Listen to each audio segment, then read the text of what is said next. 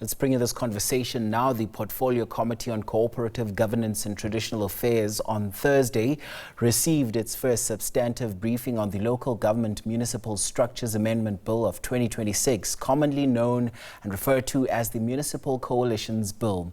The committee will now develop a detailed program for processing the bill, which is aimed at providing a legislative framework for the establishment and the effective functioning of coalition governments in the local government sphere. For more, rope in the committee's chairperson, that's Dr. Zweli Mkhize. Dr. Mkhize, thank you for your time. So what are the most important problems this bill is still trying to address in coalition governments, particularly when it comes to political instability, leadership changes, and holding coalition partners accountable?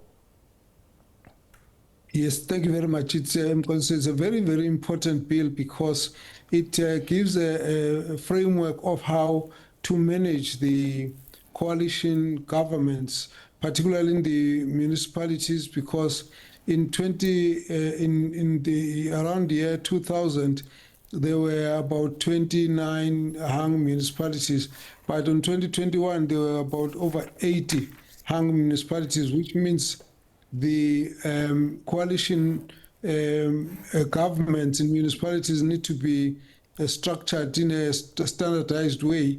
And one of the issues that's been a problem is the instability, where you found that, for example, in Johannesburg, the mayor was voted out 6 times, and the mayors were voted about 6 times. And that creates a problem in the management of the municipality. The bill begins to address those issues. It's addressing the time it will take before a municipal government is formed. It addresses that all along it was about 14 days, and the bill is looking at extending that to about 30 days so that it gives a bit of time. But so it also introduces new issues that, for example, of the coalition agreement, where parties must write out what is it that they are agreeing to do, and then they must publish that and deposit that with the MEC. That becomes an important document to guide the public in terms of what these coalition partners are wanting to do. It raises another issue of concern in relation to these votes of no confidence, that they should be restricted so that it must be a vote of no confidence, not because of just the whims of what political parties or party leaders do, but that there should be serious financial misconduct and infringement of the Constitution, breaking of the law, and so it must be done in about every 12 months and not before. This now deals with the frivolous motions of no confidence, which is a very important issue in terms of this kind of stability that we require. There are other issues that are important, which the bill has left out, and one of those issues relates to trying to avoid fragmentation, where you've got a lot of very small parties that sometimes make the whole working a bit of a challenge. And so that issue was raised, but it has been left out, and it's going to be pursued when the committee goes through it, because it has been tabled as a matter that needs to be given attention, and that's what we call the electoral threshold. Now, we've had a study tour to Denmark, and we found that in most of the countries, electoral threshold is a constitutionally acceptable mechanism to encourage the consolidation of smaller parties to become, to coordinate together, and therefore still allows a degree of minority participation. So all of these issues are going to be discussed when we get to discuss the bill. And it's seemingly what you're detailing now, Doc, is something that's going to take some time.